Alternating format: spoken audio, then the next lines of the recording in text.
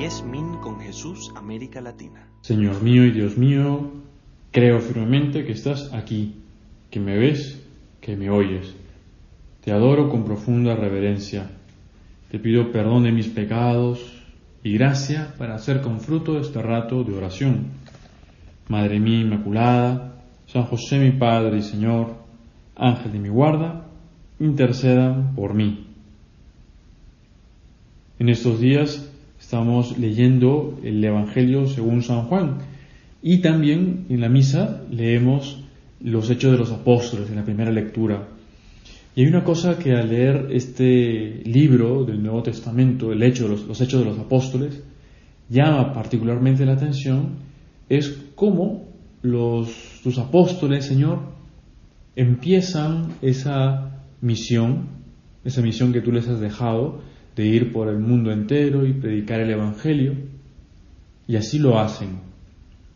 Primero esperan que llegue el Espíritu Santo, aquel a quien tú has prometido, el Paráclito, el Consolador, aquel que les diría qué tienen que decir, y así se da.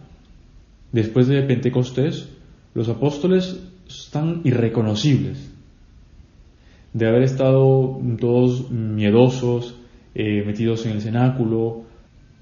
De pronto empiezan a predicar, y empiezan a predicar con mucha fuerza. ¿Y qué predican? Predican la pasión, muerte y resurrección de Jesucristo, señalando que tú, Señor, has muerto por nuestros pecados. Y así nos cuentan los Hechos de los Apóstoles que se empiezan a convertir muchas personas, que se hacen bautizar, que imponen las manos sobre ellos, y así poco a poco la Iglesia va creciendo. Y de modo paralelo, San Juan recoge esas palabras del Señor, esas palabras que pronunció en la última cena.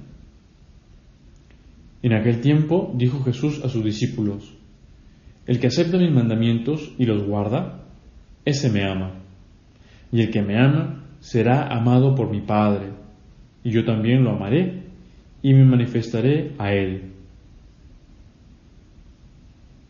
El Señor pone, diríamos, como condición el aceptar sus mandamientos. Y esto es muy interesante, Señor, porque dices, el que acepta. O sea que el Señor nos propone algo. Es verdad que esos mandamientos, el decálogo, están inscritos en nuestros corazones. No matar, no robar. Son un modo muy sencillo de expresar lo que somos nosotros, lo que está en nuestra naturaleza y que sobre todo nos lleva hacia la felicidad. Y al mismo tiempo el Señor quiere que lo hagamos libremente. Nos podrías haber creado, Señor, de otro modo, sin libertad. Y a veces es una tentación que se puede presentar de decir: ¡ay, Señor, cómo nos hubieses hecho de este modo! Sin embargo, Dios nos ha dado libertad.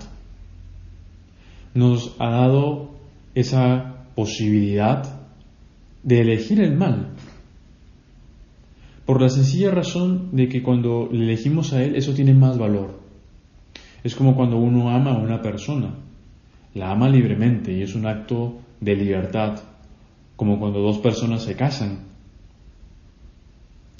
por amor y es un acto de entrega total y es un acto de libertad plena. Por eso, si no hay libertad, no hay matrimonio, de hecho.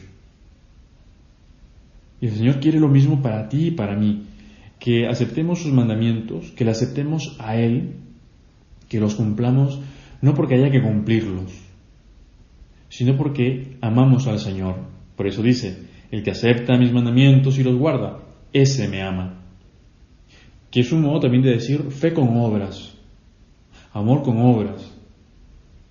¿Cómo vamos a decir que creemos en Dios si no cuidamos todos esos preceptos que Él nos ha dejado?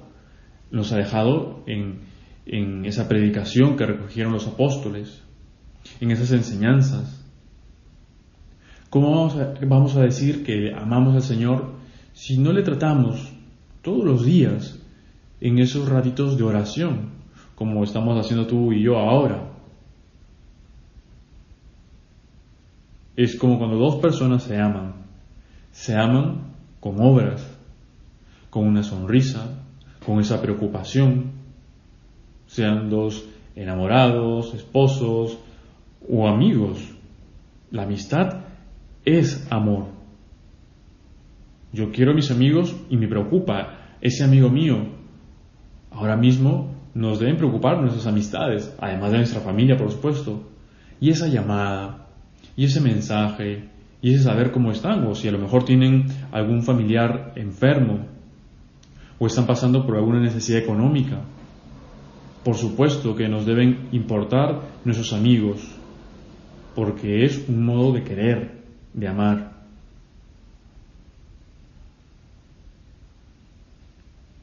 Y a esto tú, Señor, añades que para aquellos que aceptan y guardan tus mandamientos, Dios le amará. El que me ama será amado por mi Padre, yo también lo amaré y me manifestaré a él. Y entonces viene una pregunta de Judas, no el Iscariote, que le dice: Señor, ¿qué ha sucedido para que te reveles a nosotros y no al mundo? Es una muy buena pregunta la que hace Judas, sorprendido y tal vez ha logrado vislumbrar o ha tenido un chispazo, porque todavía en ese momento estamos previo a la pasión, muerte y resurrección de Cristo. Todavía no hay una seguridad de parte de los apóstoles de que Él sea Dios, el Hijo de Dios. Y entonces parece que Judas vislumbra un poco, porque escucha lo que tú, Señor, les estás diciendo. Se han dado cuenta que están ante algo especial en esa cena. Y le dice: Señor, ¿qué hemos hecho para merecer esto? Porque ya de por sí estar con Jesús era estar en una parte del cielo. Se la pasaban bien con el Señor los apóstoles. Cuando uno está con Jesús, está contento. Cuando no está con Jesús, cuando no está con Dios, viene la tristeza.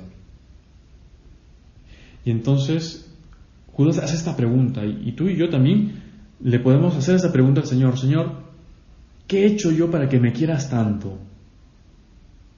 Para eso tenemos que estar conscientes de que el Señor nos quiere mucho. Sí, a ti, a mí. No que nos quiere así, digamos, como un conjunto. Nos quiere uno a uno. Se dice que Dios solo sabe contar hasta uno. Nos ama uno a uno, no es que seamos un montón. No nos cuenta por millones, nos cuenta uno por uno. Nos ama y nos llama por nuestro nombre. Señor, ¿por qué me quieres tanto? ¿Por qué me has dado esta fe? ¿Por qué me has dado la vida? En esos días valoramos mucho nuestra vida, nuestra salud. Valoramos muchas cosas. Cosas que a lo mejor hace unos meses no valorábamos o no nos dábamos cuenta que teníamos y que ahora son muy importantes.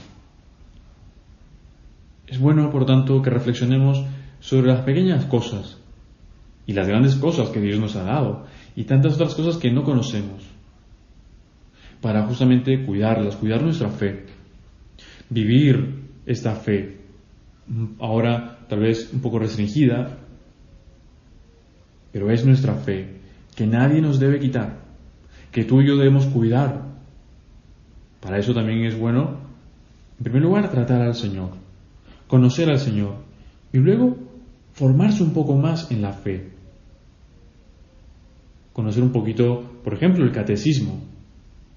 Quizá ahora, no sé si se hace ahora así, en los colegios o en la catequesis en la parroquia, de aprenderse el catecismo de memoria. Me acuerdo en mi colegio, un colegio de religiosos, nos aprendíamos el catecismo de memoria, no el grandote, pero sí los resúmenes de memoria.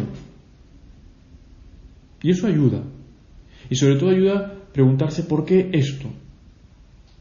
Y tal vez la pregunta más profunda de todos los grandes misterios de Dios es: Señor, ¿por qué me amas tanto?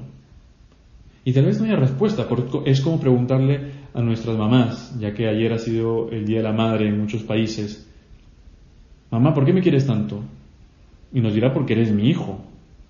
¿Por qué me haces esta pregunta? ¿Estás loco? Porque eres mi hijo y te quiero desde el primer momento que sabía que estabas dentro de mí. Pues Dios nos ama desde el primer momento que pensó en nosotros, antes de que existiéramos. Ya había pensado en ti y en mí. Te doy gracias, Dios mío, por los buenos propósitos, afectos e inspiraciones que me has comunicado en esta meditación. Te pido ayuda para ponerlos por obra. Madre mía Inmaculada, San José mi Padre y Señor, Ángel de mi guarda, intercedan por mí.